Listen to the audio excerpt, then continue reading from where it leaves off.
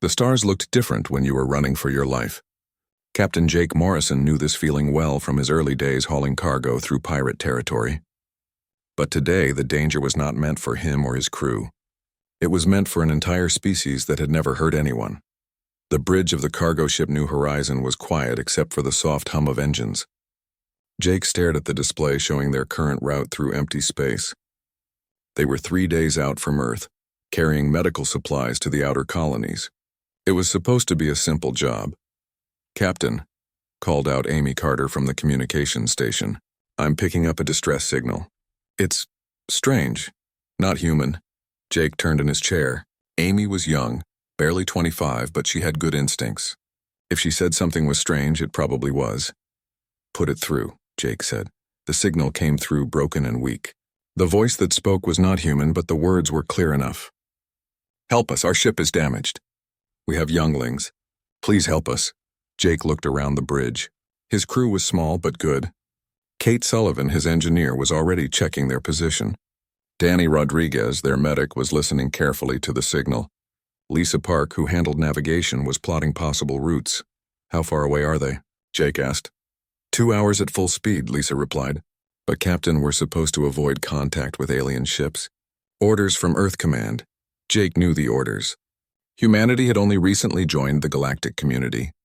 The politicians wanted to be careful. They did not want to get involved in alien problems. "Play the signal again," Jake said. The voice came through once more. This time Jake heard something else, fear, pure fear. "And something about younglings, Captain," Kate said softly. "Younglings means children. They have children on that ship." Jake closed his eyes for a moment. He thought about his own daughter back on Earth. She was safe, but somewhere out there alien children were in danger. "Change course," he said. "Full speed." "Sir?" Amy asked. "You heard me? We're going to help them." 2 hours later, they found the alien ship. It was unlike anything Jake had ever seen. The hull was smooth and seemed to glow with a soft blue light. But the glow was flickering and parts of the ship were dark. It was clearly damaged. "They're not responding to our signals," Amy reported. "Take us closer," Jake ordered. Carefully. As they got nearer, Jake could see the damage. Parts of the hull were torn open. Whatever had attacked this ship had been brutal. "I'm reading life signs," Danny said, checking his medical scanners. "About 200 beings. Some are very small. Those must be the younglings. Can we dock with them?" Jake asked Kate. Kate studied her screens. "Yes, but it will be tricky. Their docking system is different from ours." "Make it work," Jake said. It took an hour, but Kate managed to connect their ships. Jake, Danny, and 2 other crew members went through the airlock. The inside of the alien ship was strange but beautiful. The walls seemed to be made of crystal that gave off soft light. The aliens themselves were even more amazing. They looked like living crystals, tall and elegant. Their bodies reflected light in rainbow patterns. But Jake could see they were scared and hurt. One of the aliens came forward. It was taller than the others, and its crystal body was a deep blue color. "I am Elder Cathara," it said in careful English. "You came to help us. Why?" "Because you asked for help," Jake replied simply. The elder seemed confused by this answer. "But we are not your people. We are nothing to you." "You have children on this ship," Jake said. "That makes you our people." Elder Cathara's crystal body flashed with different colors. Jake guessed this was how they showed emotion. "We are Zephyrians," the elder explained. "Our world was attacked by the Vorthak Empire. They want to destroy us all. We escaped, but barely." Danny was already checking the injured. The Zephyrian children were small versions of the adults, their crystal bodies dim with fear and exhaustion. "Captain?" Danny called. "There's a human child here," Jake hurried over. In the center of a group of Zephyrian younglings sat a small human girl. She looked about 8 years old with brown hair and sad eyes. "Hello," Jake said gently. "What's your name?" "Lucy Bennett," the girl whispered. "My mom and dad were scientists on the Crystal People's planet. The bad aliens killed them, but the Crystal People saved me." Jake felt anger rise in his chest. Someone had killed this child's parents and tried to kill her too. The Zephyrians had risked their lives to save one human child. "Lucy," Jake said, "you're safe now. We're going to take care of you and your crystal friends." Elder Cathara approached. "Captain Morrison, we cannot repay this kindness. We are a peaceful people. We have never fought wars. We do not know how to defend ourselves." "You saved Lucy," Jake said. "That's all the payment we need." Kate's voice came through his communicator. Captain, I can fix their engines, but it will take time. Their technology is more advanced than ours, but the damage is extensive. Do it, Jake replied. Take whatever time you need. For the next 6 hours, Jake's crew worked alongside the Zephyrians. Kate and her team repaired engines. Danny treated the wounded. Lisa helped with navigation systems. Amy worked on communications. The more Jake learned about the Zephyrians, the more amazed he became. They were scientists, artists, and philosophers. Their entire culture was built around learning and creating beautiful things. They had never even invented weapons of war. Why did the Vorthak attack you? Jake asked Elder Cathara. Because we exist, the Elder replied sadly. The Vorthak believe that only the strong should survive. They see our peaceful ways as weakness. They want to take our worlds and our knowledge. But you're not weak, Jake said. You saved Lucy when you could have saved yourselves. That is what your people would call strength? The Elder asked. That's what my people would call the most important kind of strength, Jake replied. As the repairs continued, Jake watched Lucy playing with the Zephyrian children. Despite the language barrier and the difference in species, the children had found ways to communicate. They were teaching each other games and sharing food. She has brought light back to our younglings, Elder Cathara observed. They had forgotten how to play after the attack. Your child reminded them. She's not my child, Jake said. But she's human, so she's my responsibility. I do not understand your species, the Elder admitted. You risk yourselves for strangers. You claim responsibility for those you have never met. This is not logical, Jake smiled. Maybe not, but it's who we are. When the repairs were finally complete, Elder Cathara gathered his people and Jake's crew together. Captain Morrison, the Elder said formally, you have shown us that there are good people in the galaxy. People who will help others even when there is nothing to gain. We will never forget this. Just take care of Lucy, Jake said, and take care of your people. The galaxy needs more folks like you. As the ships prepared to separate, Lucy ran to Jake and hugged his leg. Thank you for helping my crystal friends, she said. Thank you for being brave, Jake replied. The Zephyrian ship pulled away, its hull glowing brighter now that its systems were repaired. Jake watched it jump to hyperspace carrying 200 refugees and one small human girl to safety. Think we'll see them again? Amy asked. Jake looked at the stars where the ship had disappeared. Something told him this was not the end of the story. Maybe, he said, but I hope when we do it's under better circumstances. He had no idea how wrong he was.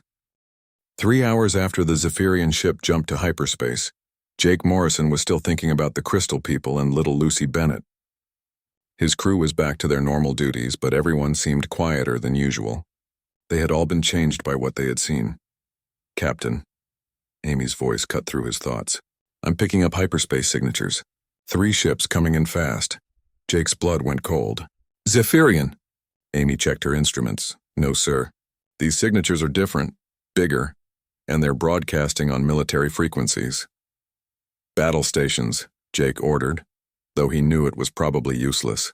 The New Horizon was a cargo ship, not a warship. They had no real weapons, just mining lasers for clearing space debris. The 3 ships dropped out of hyperspace like dark sharks. They were ugly vessels, all sharp angles and weapon ports. Their hulls were black metal covered in spikes and scorch marks. They're hailing us, Amy reported. On screen, Jake said. The face that appeared was nightmare fuel. The Vorthak were reptilian creatures with yellow eyes and rows of sharp teeth. The one looking at them wore armor covered in what looked like bone decorations. Human vessel, the creature hissed. I am Warlord Krextar of the Vorthak Empire. You have aided enemies of our people. Where are the crystal cowards? Jake stood up slowly. I don't know what you're talking about. Krextar's eyes narrowed. Do not lie to me, human. Our sensors detected your ship's energy signature at the location where our prey escaped. You helped them. We helped some refugees, Jake said, including a human child. The crystal weaklings are enemies of the Empire. Anyone who aids them is also an enemy. Krextar bared his teeth. Tell us where they went and we will allow you to live. Jake looked around his bridge. Kate was at her engineering station, her hands moving over controls. Amy was recording everything. Danny was standing by, ready to help. Lisa was calculating jump coordinates, probably planning an escape route. I need to think about this, Jake said. You have 1 minute, Krextar replied and cut the transmission. Captain, Lisa whispered, I can plot a jump. We might be able to escape. And leave them to hunt down the Zephyrians? Jake shook his head. They have Lucy on that ship, and 200 refugees who never hurt anyone. Sir? Kate said quietly. I've been looking at our options.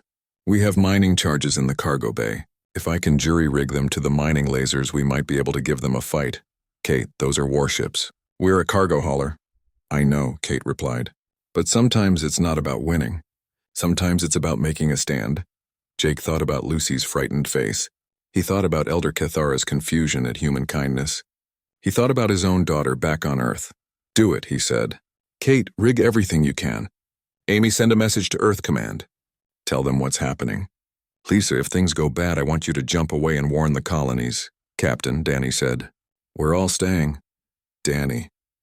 We're all staying, Amy repeated firmly. The others nodded. Jake felt proud and terrified at the same time. All right then, let's see what a cargo ship can do. The next 40 minutes were controlled chaos. Kate and her team pulled mining charges from storage and rigged them to explode on command. The mining lasers were recalibrated to fire in combat mode instead of precise cutting beams. Lisa programmed evasive maneuvers into the navigation system. Amy boosted their communications array to maximum power. When Krekstar called back, Jake was ready. Human captain. The Vorthak snarled. Your time is up. Where are the crystal cowards? I'll tell you where they are, Jake said calmly. They're somewhere safe. Somewhere you'll never find them. And that human child you're hunting? She's with them, and she's going to grow up free because good people protected her. Krekstar roared in anger. Then you will die with the crystal weaklings you love so much. Maybe, Jake replied. But here's something you should know about humans. We don't abandon kids. We don't abandon people who protect kids. And if you want to hurt either one, you have to go through us first.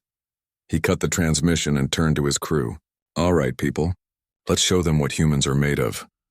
The Vorthak ships came in fast, their weapons already charging. Jake knew they had one chance, maybe two, before they were overwhelmed. Kate, fire mining charges, he ordered. The charges shot out from their ship like missiles, but they were not aimed at the enemy vessels. Instead, they exploded in the space between the ships, creating a cloud of metal debris and energy interference. Now Lisa, evasive maneuvers. The New Horizon twisted through space like a dancer, using the debris cloud for cover. The Vorthak weapons fired, but most of the shots went wide or hit debris instead of their target. Amy, continuous broadcast on all frequencies, Jake ordered.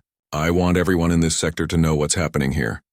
Mining lasers ready, Kate reported. Target their weapon systems, Jake said. We can't destroy them, but maybe we can slow them down.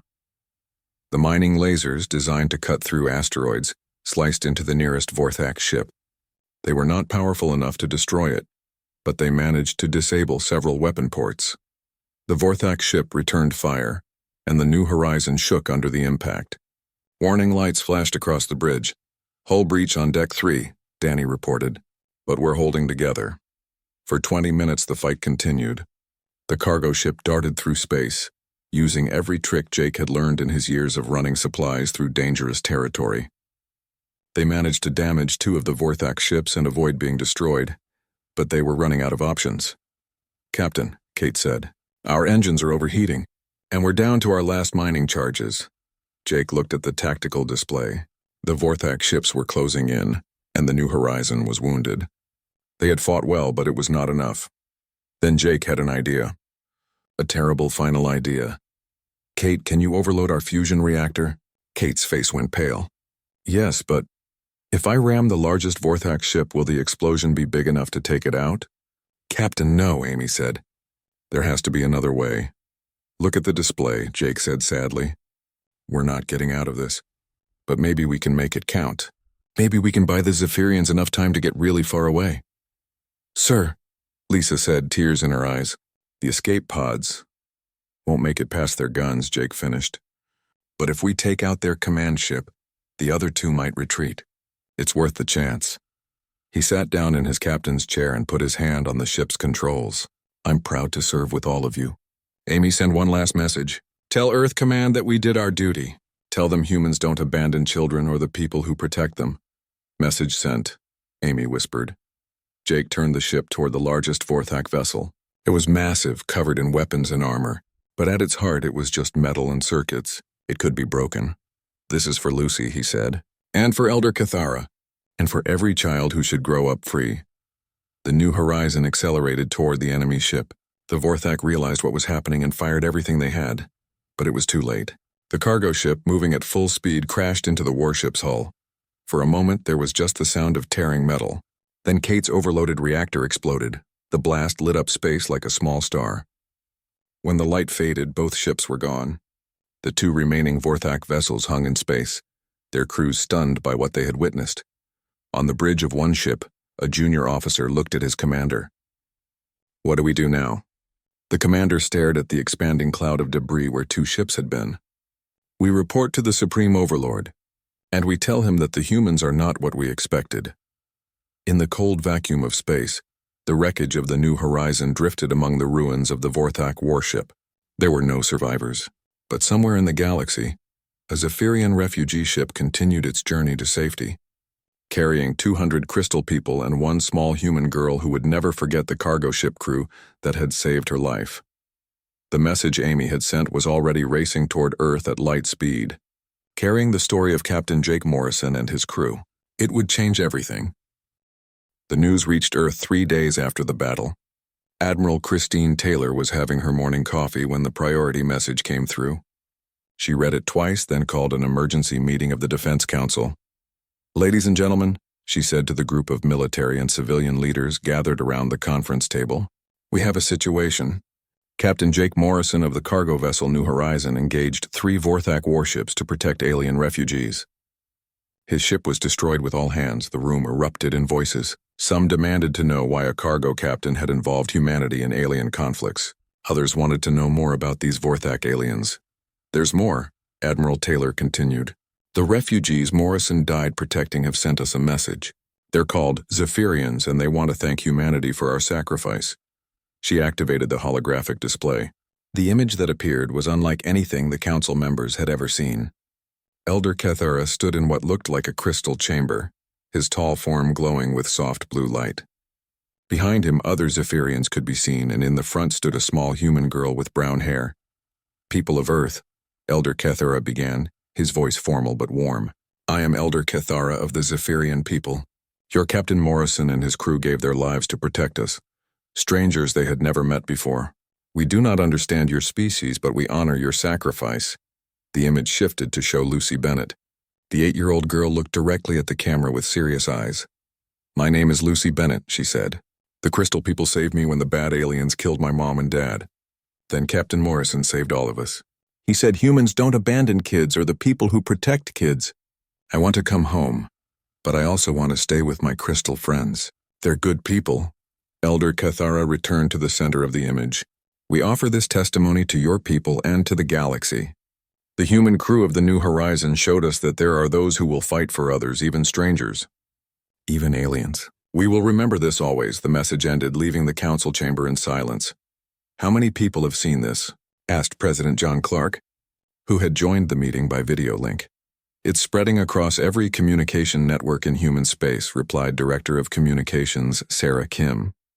"The Zephyrians broadcast it on open channels. By tomorrow, every human in the galaxy will know about Morrison and his crew."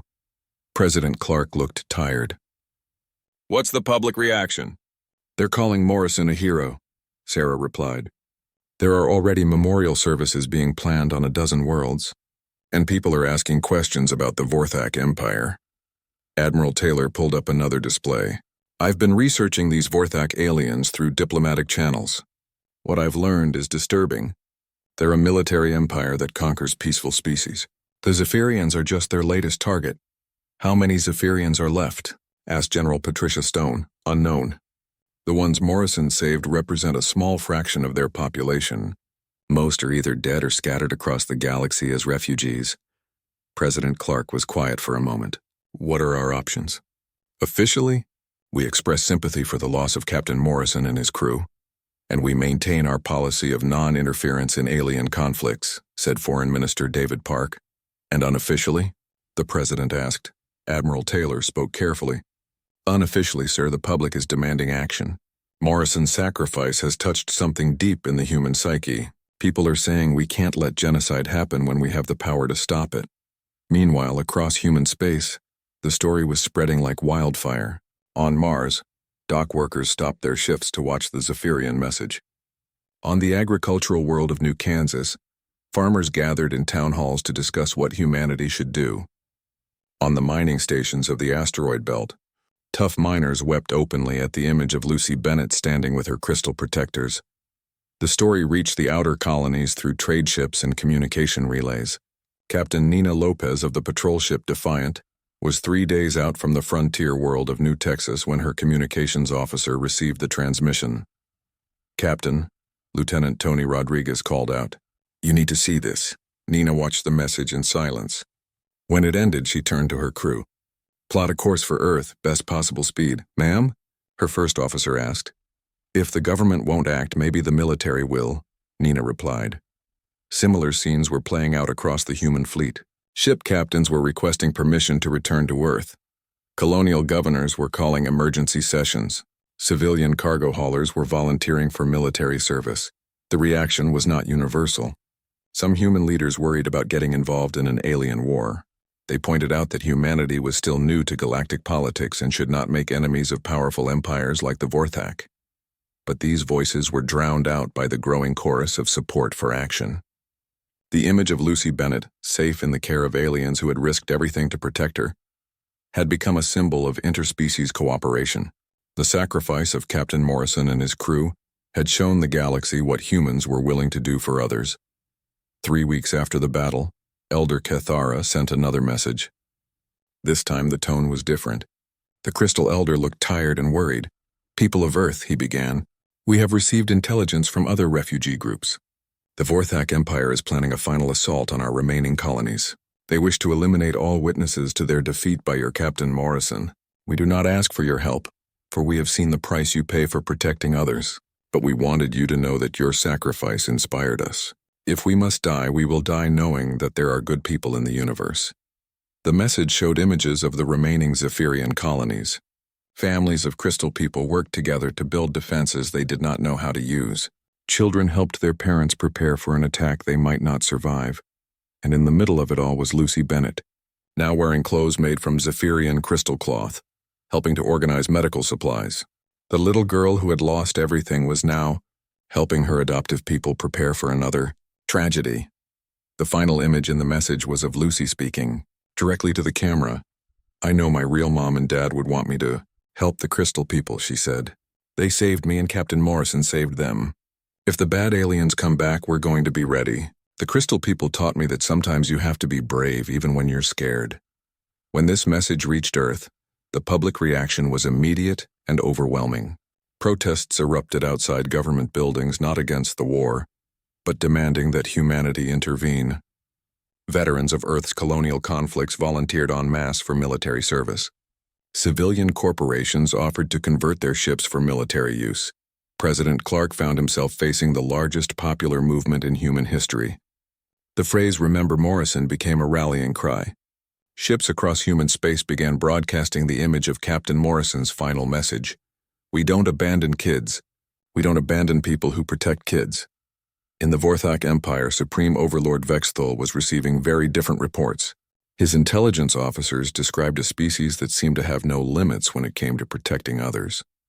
The loss of Warlord Krekstar's command ship to a simple cargo vessel had shaken the Vorthak military.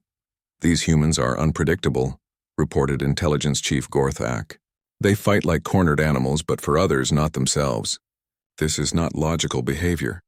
"Logic means nothing if it makes them effective," Vexthul replied. "How many humans are there?" "Approximately 12 billion across 47 star systems. Their military is smaller than ours, but they are rapidly mobilizing. For aliens they barely know? For a single human child and the aliens who protected her, Supreme Overlord." Vexthul stared at the tactical display showing human space. "Increase the assault on the crystal colonies. Eliminate them quickly before the humans can organize a response." "Yes, Supreme Overlord, but what if the humans intervene anyway?" Vexthul's eyes glowed with anger. "Then we will show them what happens to those who defy the Vorthak Empire." On Earth, Admiral Taylor was preparing for the largest military mobilization in human history. The orders had come directly from President Clark, with the unanimous support of both Congress and the Colonial Assembly. "We're really doing this," General Stone said as they reviewed deployment plans. "Morrison's crew made a promise," Admiral Taylor replied. "They said humans don't abandon children, or the people who protect them. Now it's our turn to keep that promise." Across human space, the greatest fleet ever assembled was taking shape. Ships from every world, crews from every colony, all united by the memory of a cargo captain who had refused to abandon alien refugees. The war for the Zephyrian people was about to begin. The mobilization began at dawn on Earth, but it quickly spread to every human world in the galaxy. Admiral Christine Taylor stood in the command center of Earth Defense Headquarters, watching displays that showed ships from 47 star systems converging on staging areas. "Ma'am," reported Colonel Ryan Mitchell, commander of the Marine Expeditionary Force, "we have volunteers coming in faster than we can process them. Former military, civilian pilots, even teenagers lying about their age. Everyone wants to fight for the Zephyrians." Admiral Taylor nodded grimly.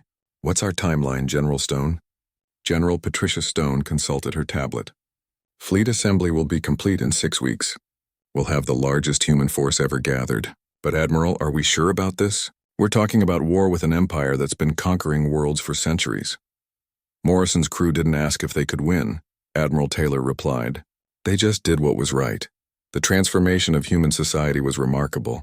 Shipyards that had been building cargo vessels switched to producing warships. Civilian pilots trained for combat operations. Scientists worked around the clock to adapt human weapons for use against Vorthak technology. On Mars, engineer Kate Sullivan's sister Maria led a team developing new defensive systems. "Kate always said humans were better at improvising than aliens," Maria told her team. "Let's prove her right." The Zephyrians, meanwhile, had sent technical data about Vorthak weapons and tactics. Their crystalline technology was more advanced than human systems, but it had been designed for peaceful purposes. Working together, human and Zephyrian scientists created hybrid technologies that combined human adaptability with Zephyrian innovation. Captain Nina Lopez of the battleship Defiant found herself in command of the 3rd Battle Group. Her ship had been one of the first to volunteer for the mission, and she had requested a special honor. "I want to carry Morrison's name into battle," she told Admiral Taylor during a video conference. "Permission to rename my ship the Jake Morrison." "Granted," Admiral Taylor replied. "And Captain, there's something else. We've received word from the Zephyrian colonies. Lucy Bennett has a message for the fleet." The transmission came through clear and strong. Lucy Bennett, now 9 years old, stood in what appeared to be a Zephyrian council chamber. She wore a simple dress made from their crystal cloth, which shimmered with soft rainbow colors. Behind her stood Elder Cathera and other Zephyrian leaders. "Hello," Lucy said, looking directly into the camera. "I know all of you are coming to help us. I want you to know that the Crystal people are my family now. They take care of me and I take care of them. Captain Morrison said humans don't abandon kids or the people who protect kids. Well, the Crystal people protected me, and now I'm going to help protect them too." She held up what looked like a small crystal device. "The Crystal people taught me how to use their technology. I'm helping them build defenses for when the bad aliens come back. We're not just going to wait for you to save us. We're going to fight alongside you." Elder Cathara stepped forward. "People of Earth, your child has taught us something important. She has shown us that being peaceful does not mean being helpless. We are learning to defend ourselves, but more importantly, we are learning to defend each other. When you arrive, you will find us ready to stand with you." The transmission ended, but its impact was immediate. Across the human fleet, crews worked with renewed determination. The little girl they were fighting for was not just a victim to be saved. She was a symbol of what could be achieved when different species worked together. The Vorthak Empire, however, was not waiting for humanity to complete its mobilization. Supreme Overlord Vexthul had ordered a massive assault on the remaining Zephyrian colonies, hoping to eliminate them before human forces could arrive. The attack began with orbital bombardment of the 3 largest Zephyrian refugee settlements. But the Vorthak forces found something they had not expected. The Zephyrians were fighting back. Warlord Thextar, commanding the assault on the colony of New Harmony, watched in confusion as his ships came under fire from the planet's surface. "How are they hitting us?" he demanded. "The Crystal cowards have no weapons." "Sir," his tactical officer reported, They appear to be using modified mining equipment and construction tools, but the power levels are far beyond what we expected.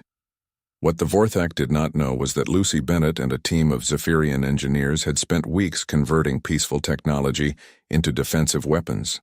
Crystal-based energy systems that had been designed to power cities were now firing concentrated beams at attacking ships. Construction drones had been reprogrammed to deliver explosive charges to enemy vessels.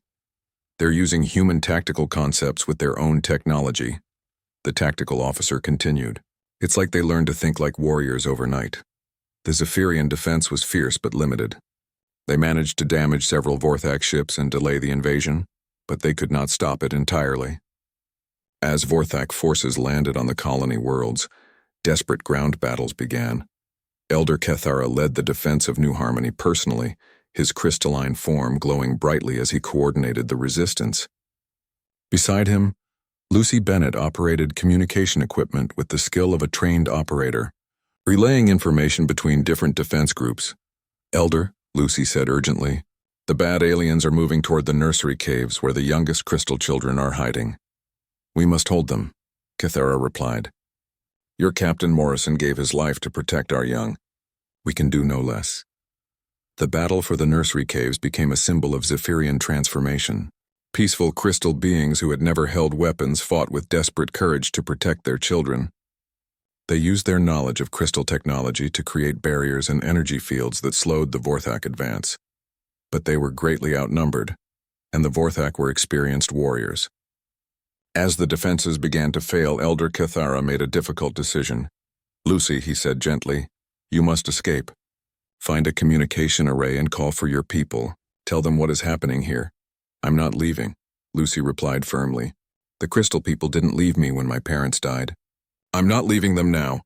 The battle raged for 3 days. Across the galaxy, human forces received fragmentary reports of the fighting. Admiral Taylor watched the tactical displays with growing urgency. "How long until the fleet reaches the colonies?" she asked. 16 hours to the nearest system," General Stone replied. "But Admiral, we might be too late. The Vorthak have overwhelming numerical superiority." "Then we go faster," Admiral Taylor decided. "All ships, maximum speed. We're not going to let them finish what they started." Captain Nina Lopez, commanding the renamed Jake Morrison, pushed her ship's engines beyond safe limits. Around her, the human fleet did the same. Ships that had never been designed for such speeds raced through hyperspace toward the embattled Zephyrian colonies. "Captain," her communications officer reported, "we're receiving a transmission from New Harmony." "It's Lucy Bennett." The signal was weak and filled with static, but Lucy's voice came through clearly. "This is Lucy Bennett calling the human fleet. The crystal people are fighting really hard, but there are too many bad aliens. Elder Kethara says to tell you that we're proud to fight alongside humans, even if we don't win. But I think we can still win if you hurry." The transmission was interrupted by the sound of explosions and energy weapons firing. "Lucy, are you safe?" Captain Lopez called back. "I'm with Elder Kethara in the command center. We're protecting the crystal children. The bad aliens are getting close, but we're not giving up. Captain Morrison didn't give up, and neither will we." More explosions could be heard closer this time. "Lucy," Captain Lopez said urgently. "Hold on. We're coming." "I know," Lucy replied. "Humans always come when kids need help. Elder Kethara taught me that different kinds of people can be family. The crystal people are my family now, and I know my human family is coming to help us."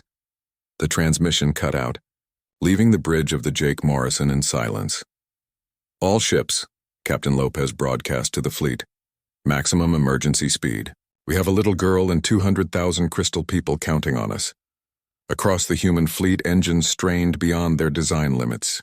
Ships designed for careful planned operations threw caution aside in a desperate race to reach the Zephyrian colonies before it was too late. Admiral Taylor stood in her command center, watching the fleet positions on the tactical display. They were still hours away from the nearest colony, and the reports from the surface were becoming more desperate with each passing minute. "Ma'am," her aide reported, "President Clark is on a secure channel. He wants to know our status." "Tell him we're going to keep Morrison's promise," Admiral Taylor replied, "whatever it takes." In the Vorthak command ship orbiting New Harmony, Supreme Overlord Vexthal received reports of the approaching human fleet. He had expected them to come, but their speed surprised him. How long until they arrive? He asked. 6 hours, Supreme Overlord, but we will have eliminated the crystal colonies long before then. Good. When the humans arrive, they will find nothing left to save. That will teach them the price of defying the Vorthak Empire. But on the surface of New Harmony, in a crystalline command center, the human fleet dropped out of hyperspace 6 hours later to find a scene of devastation. The 3 Zephyrian colony worlds were under siege, their surfaces lit by the fires of battle. Vorthak warships filled the space around the planets like hungry predators. Admiral Christine Taylor stood on the bridge of her flagship, the battleship Earth's Pride, and surveyed the tactical situation. The Vorthak fleet was 3 times the size of the human force, but she had not come this far to retreat. "All ships," she broadcast. "This is Admiral Taylor. Today we keep the promise made by Captain Morrison and his crew. We don't abandon children, and we don't abandon the people who protect children. All units engage the enemy." The battle that followed would be remembered as the largest space engagement in galactic history. Human ships, many of them civilian vessels converted for war, threw themselves against the Vorthak fleet with desperate courage. Captain Nina Lopez, commanding the Jake Morrison, led the first wave of attacks.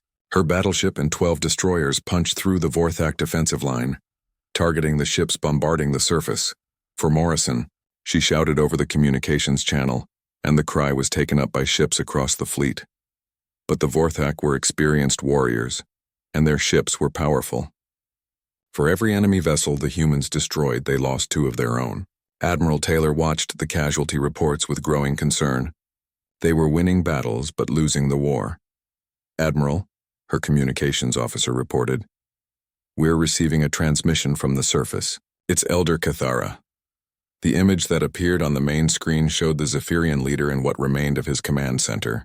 His crystalline form was cracked and dimmed, showing the strain of the long battle. Beside him stood Lucy Bennett, her clothes torn but her expression determined. "Admiral Taylor," Elder Cathara said formally, "we thank you for coming. But you must not sacrifice your people for ours. We have fought well, and we are ready to face our fate." "With respect, Elder," Admiral Taylor replied, "that's not how humans work." "Lucy, are you all right?" The 9-year-old girl stepped forward. "I'm okay, Admiral. The crystal people protected me again. But the bad aliens are getting close to where the crystal children are hiding. We need help." Admiral Taylor looked at the tactical display. The human fleet was taking heavy losses, but they were slowly pushing the Vorthak back. The problem was time. They needed to reach the surface before the remaining Vorthak ground forces overran the Zephyrian defenses. "Lucy," Admiral Taylor said, "I need you to do something important. Can you help the crystal people coordinate with our landing forces? We're sending down Marines to help." "Yes, ma'am," Lucy replied. "I've been learning their language and their technology. I can help." Colonel Ryan Mitchell's Marines were already launching from their transport ships, racing toward the surface in heavily armed dropships. But as they approached the planet, they came under heavy fire from Vorthak defensive positions. "Colonel," came Lucy's voice over the communications channel, "this is Lucy Bennett. I'm going to guide you to safe landing zones. The crystal people have mapped all the bad alien positions." For the next hour, a 9-year-old human girl directed Marine landing operations from a besieged command center.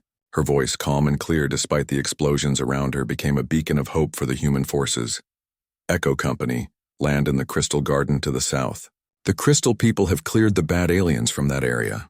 "Delta Company, avoid the northern valley. Too many enemy troops there." Colonel Mitchell's forces landed successfully and immediately joined the Zephyrian defenders. What they found amazed them. The peaceful crystal people had indeed learned to fight, using their technology in ways its creators had never imagined. Zephyrian civilians had converted their crystal-growing equipment into energy weapons. Their construction drones had become flying bombs. Their communication networks had become tactical coordination systems that allowed perfect cooperation between defenders across the entire planet. "They're fighting like humans," Colonel Mitchell reported to Admiral Taylor, stubborn, clever, and absolutely refusing to give up. But in space, the battle was reaching a critical point.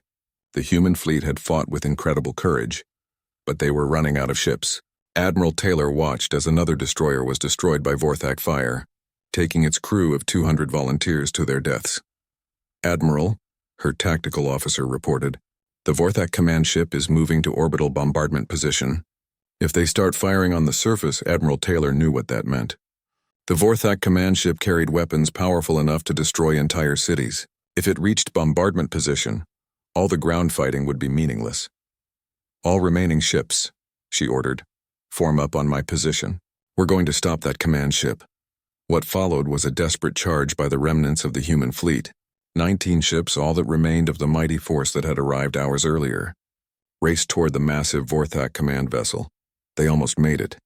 The Vorthak ship's defenses were too strong, and one by one, the human vessels were destroyed. Admiral Taylor watched her fleet die around her as they closed the distance to their target. Then, just as it seemed all hope was lost, something unexpected happened. "Admiral," her communications officer shouted over the noise of battle. "Ships dropping out of hyperspace. Lots of them."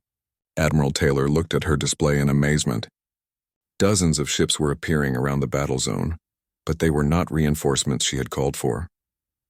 These were civilian vessels, cargo ships, passenger liners, mining vessels, even private yachts, all of them broadcasting the same message. "This is Captain Maria Rodriguez of the cargo ship New Hope. Captain Morrison was my brother's friend. We're here to finish what he started. This is the liner Paradise Lost. We've got 300 volunteers aboard who want to fight for the Crystal People. This is the mining ship Rock Crusher. We heard a little girl needs help. Show us where to shoot." Across human space, ordinary people had heard the battle reports and decided to act. Without orders, without authorization, without proper weapons, they had come to fight for alien refugees and a human child they had never met. The Vorthak command ship, Supreme Overlord Vexthol's flagship, suddenly found itself surrounded by an angry swarm of civilian vessels. Mining ships rammed into its hull. Passenger liners fired improvised weapons at its weapon ports. Cargo vessels dropped explosive cargo pods onto its armor. "What is happening?" Vexthol roared at his tactical officer. "Sir, we're being attacked by civilian ships. Hundreds of them. They're not military vessels, but there are so many." The civilian fleet fought with the same desperate courage that had driven Captain Morrison to ram his ship into a Vorthak warship. They had no training, no proper weapons, no chance of survival, but they had something else. The absolute determination to protect children and the people who cared for them. Commander Rachel, Liu of the Destroyer Guardian, saw the Vorthak command ship trying to break free from the civilian swarm. The massive vessel was damaged but still dangerous, and it was moving toward the planet's surface. "He's going to ram the command center," she realized. "He's going to kill Lucy and Elder Cathara."